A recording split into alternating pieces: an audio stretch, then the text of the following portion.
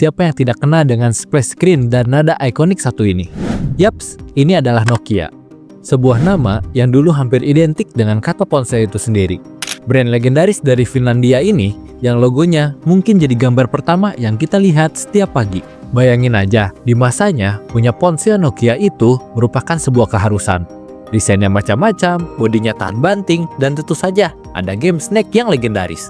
Lalu, apa yang membuat sang raja yang pernah menguasai lebih dari 40% pasar ponsel di dunia ini jatuh begitu dalam dan begitu cepat? Dan di mana mereka sekarang?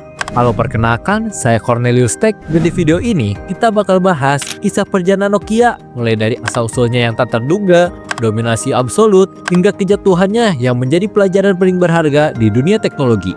Selamat datang di segmen Edukatek, Edukasi Teknologi.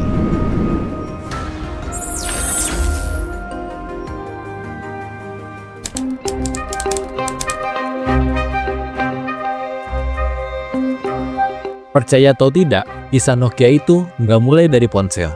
Jauh sebelum itu, pada tahun 1865, Nokia adalah sebuah perusahaan pabrik kertas di Finlandia. Seiring berjalannya waktu, mereka berekspansi ke berbagai industri. Termasuk yang paling terkenal adalah sepatu boot karet dan kabel. Betul, sepatu boot. Jadi, kalau dulu kakek nenek kita kenal Nokia, mungkin bukan karena HP-nya. Titik baliknya terjadi di akhir abad ke-20. Nokia membuat keputusan strategis paling penting dalam sejarahnya. Fokus penuh pada industri telekomunikasi yang saat itu sedang berkembang pesat.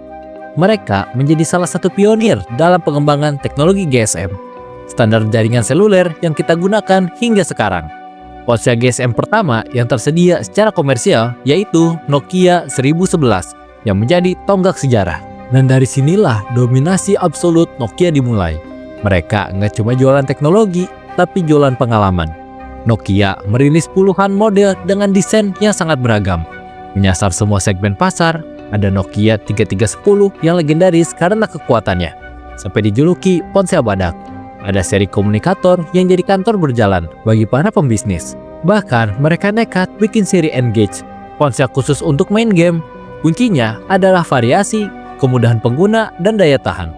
Dengan slogan ikonik yaitu Connection People, Nokia benar-benar menghubungkan dunia. Di puncak kejayaannya, sekitar pertengahan tahun 2000-an, hampir separuh ponsel yang terjual di seluruh dunia adalah merek Nokia. Mereka bukan lagi sekedar perusahaan, mereka adalah fenomena budaya. Mereka adalah raja yang tak terbantahkan.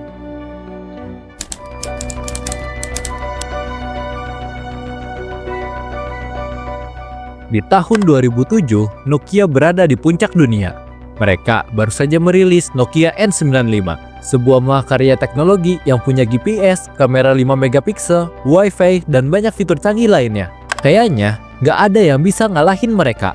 Tapi di tahun yang sama, sebuah badai besar datang dari Cupertino. Steve Jobs memperkenalkan iPhone, sebuah ponsel dengan layar sentuh penuh, tanpa keyboard fisik, dengan sistem operasi yang revolusioner. Awalnya, para petinggi Nokia sepertinya meremehkan ancaman ini. Mereka merasa iPhone hanyalah produk yang rapuh, dan konsumen akan tetap setia pada keyboard fisik dan kekuatan merek Nokia. Mereka masih sangat percaya diri dengan sistem operasi andalan mereka yaitu Symbian. Padahal, di saat yang sama, Symbian mulai terasa kuno, sulit bagi para developer untuk membuat aplikasi, dan tidak dirancang untuk era layar sentuh. Ancaman kedua datang lebih cepat dari yang diperkirakan. Google merilis Android, sebuah sistem operasi terbuka yang dengan cepat diadopsi oleh para pesaing Nokia seperti Samsung, HTC, dan LG. Tiba-tiba, pertarungan bukan lagi soal hardware, tapi soal software dan ekosistem aplikasi. Dunia menginginkan App Store dan Google Play Store, sementara Nokia masih terjebak dengan Office Store yang sepi peminat. Inovasi mereka yang dulu cepat, kini terasa lambat dan salah arah. Kombinasi dari arogansi, kegagalan beradaptasi dengan tren layar sentuh, dan keterikatan pada OS Symbian yang usang menjadi pukulan telak. Konsumen bondong-bondong beralih ke iPhone dan Android yang menawarkan pengalaman lebih modern dan aplikasi tak terbatas. Penjualan Nokia anjlok, kerugian finansial mulai membengkak. Sang raja yang dulu perkasa kini terluka parah dan terancam kehilangan tahtanya.